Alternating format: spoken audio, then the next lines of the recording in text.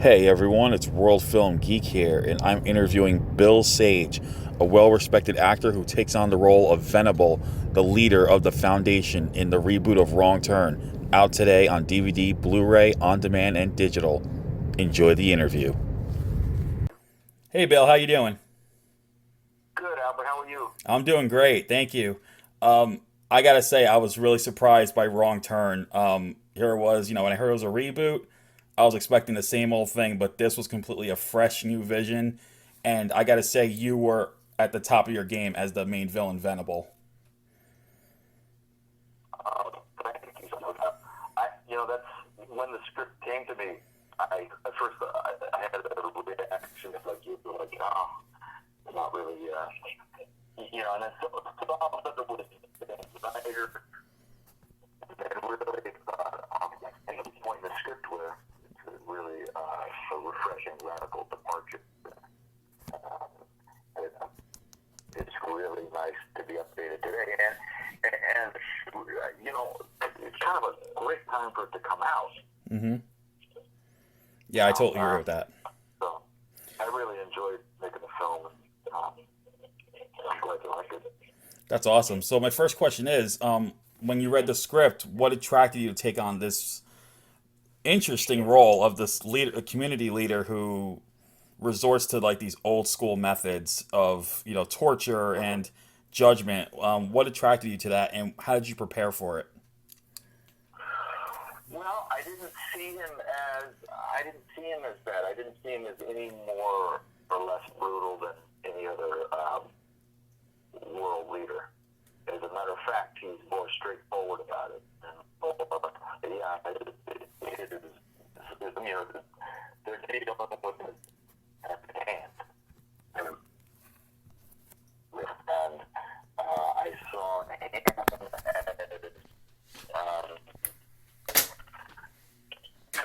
society.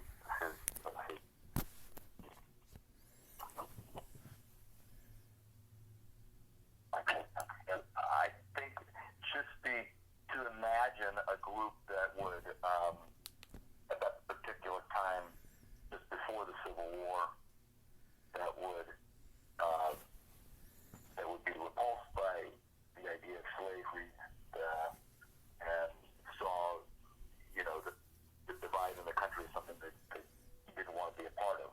And it's coming out when there's a modern divide. So, and that's been happening. Yeah, it reminded me of, yeah, it kind of reminded me of a classic movie called 2000 Maniacs, where it's sort of because it's like the Confederate soldiers, like the ghosts of them, and they bring these outsiders to their town, and they put them through all the they kill them through all these methods and all. It sort of now that I think about it, it did remind me of that movie. Like you were like, and your character was like similar to the mayor of Pleasant Valley, whatever the name of the town was in that movie. But that's what it reminded me of. But I like that your character was more of a, even though you were like this world leader, you also had a human side to you when it came to the character of Ruthie, which I really thought was a departure from what we're used to with horror film villains. No, exactly. He's kind of a socialist in a way. He's, they you have different races in that group that work together to create the society, Mm-hmm. and they've been that way since 1859. And um, so, like he sort of declared, like in the film, freedmen, you know, Mm-hmm. um, European men, freedmen, Right. rejected, it is whatever the thing is, and and that they're sustainable, that they, and he sort of turns it on his head when she tries to make that deal with him, when she's saying that we can help you meet this. Mm-hmm. This is brutal, or this is, who's he's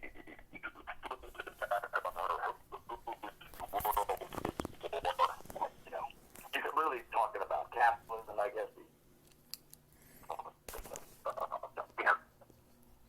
Yeah, and the cast was really great. We have no poor. We have Right. everybody work. We have no we don't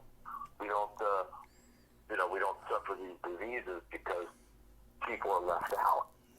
Yeah. People, well, yeah, I mean, I thought like, wow, he's got a point. Exactly. Yeah.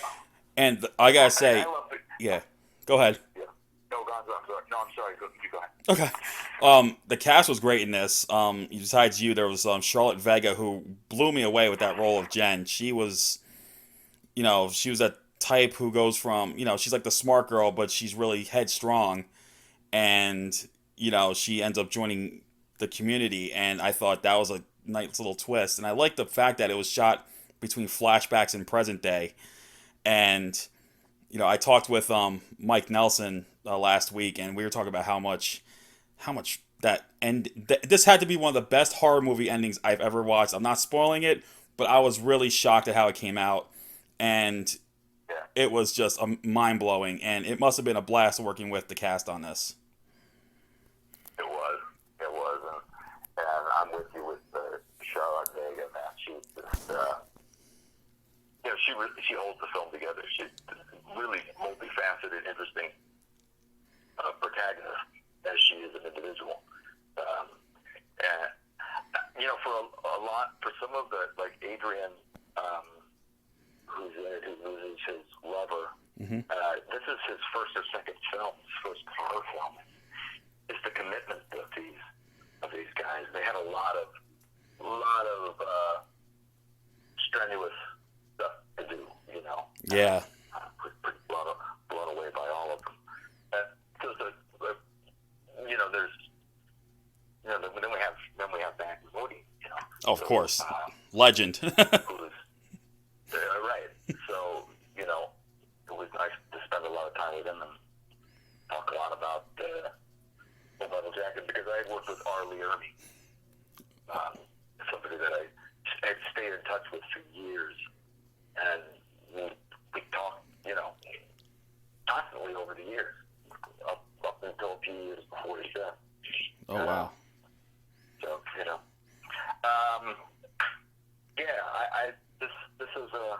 this is a good one. I hope that people like it as much as we do. Yeah, I hope so too. And I will ask this: if there was any, what was the most difficult thing about the shoot to you? Like, what challenges did you have to face during production?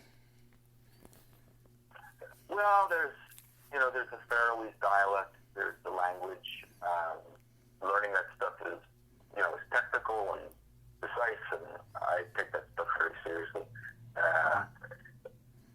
The choreography and stuff like that comes pretty easy to me, but we had not to spoil anything, that stuff that we're referring to toward the end, Right. family. That's Mike pointed out in an interview today that we really did it all in one go. We weren't like cutting in a second here, a second there. No, it's all. I did all those moves. It's like 7 or 8 different moves. But that's not so hard for me. What's hard is, even though he has a point of view, brutality and he's not deliberately cruel, but I would have to, center myself after doing something that after the bludgeoning, after Yeah. after the iron and the highlight, things like that do take a toll on me, and I have to. I notice that I have to, because I've had to do them quite a bit over the years now. I take that seriously as well, and I take great pains to, when I'm doing these physical things, to that nobody gets hurt. It's very technical. Yeah, definitely. But the there's an emotional hangover from it, from doing something so violent that I have to take the time afterwards to decompress a little bit with that. Yeah, and And sometimes it's just yeah, I gotta ask this. With the choreography, you just said you went at one go. How long did you have to prep for that particular scene? Oh, So I'm guessing it was pretty quick. not long. You know, it's just that day. And Mike had this great idea. It's like, what if he flips the knife? Oh, yeah, I could do that. You know, yeah, I think because I've been doing that for a while now. I thought maybe I'm just confident with it. I was like, I can do this still. It's really fun. It's really, really fun. But the main thing is, like, I remember the one thing is I told the two boys at the table, whatever you do, I'm coming. I am moving fast, and I will not hurt you. I promise you, I will not hurt you. But don't come in. Like, one of the guys came in, moved in an inch. I said, please don't do that. Don't. Just stay perfectly still. Mm-hmm. You don't have to come in. Just because if you do, I don't want to. I want it to look like I'm putting a knife in you, but so it's a CGI knife, and it's the handle of the hand. But if he leans into that handle, I could break his sternum. Yeah, yeah, that's cool. That scene was awesome though. Yes. Just the way it's cool. Awesome. I live for that choreography, that style of choreography, and just to hear that it got done. I'm loving that a lot of action and horror stuff are using these one take style fights now, and I think that's mind blowing. Yeah, man. When you look at Game of Thrones, you look at like Keith Harington or something. Mm-hmm. You know, when I look at actors that do this stuff, whether it's Tom Cruise or it's or who I think of now, the woman that does it, Charlize Theron. I mean, it becomes such a proficiency thing. That's a real skill set. And we work very hard at those things. But something like that, we don't have much time. And this is an independent film, so we just had that day. Yeah. And I'm happy with how it turned out. Especially we were able to get it without cutting it up. Yeah, and that reminded me of another film I saw last year where they told me they did a one take fight scene and they only prepped for 1 hour and they pulled it off. And I was like, my mouth dropped, and because it was an indie film also, and I live for that. I love seeing that because it just shows that dedication between the actors and the stunt performers, and it's just awesome. Yeah. No, I've done choreography with Rodrigo Santoro, Mm-hmm. and I did a series where we did 36 moves, and we did all that take, not cutting any of that up. Wow. Something like that that does take a lot of rehearsal. You're not going to be able to do something like that. And, Yeah. We shot it all in one day. We did shoot it all in one day, but and luckily he's physical like I am, so it's great to work with actors that I'm the kind of person I'll go over it. I take like a Bruce Springsteen work ethic too. Yeah. You know what I mean? Yeah, so, That's awesome. So, I just love it. so finally, with film and TV production slowly coming back, what's next for you after Wrong Turn?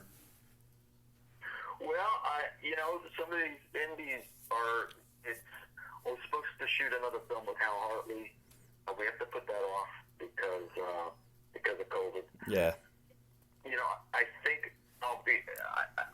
I want to really shoot a couple more indies. So if they can manage to, mostly because I want to show that it can be done. And I shot on a TV show, and they can handle the ramifications of COVID easier.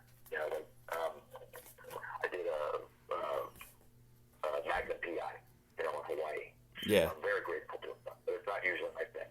But I could see, like, okay, it's not a big deal. This is all we're being asked to do is mask up between takes, maintain the social distance. This is what people have dealt with all kinds of shit. We can do this. So I want people to come to the rescue of independent film, and I want to see, I think if my presence on a smaller film, just not making a big deal of masking up and doing what has to be done, I'm looking to get that done. So I guess I can't name it yet, but there's something that's gonna film that I'm the lead in Michigan. Nice. So it's a kind of a whodunit detective story, kind of Knives Out, that kind of humor. It's a great part, and I hope we get to do it.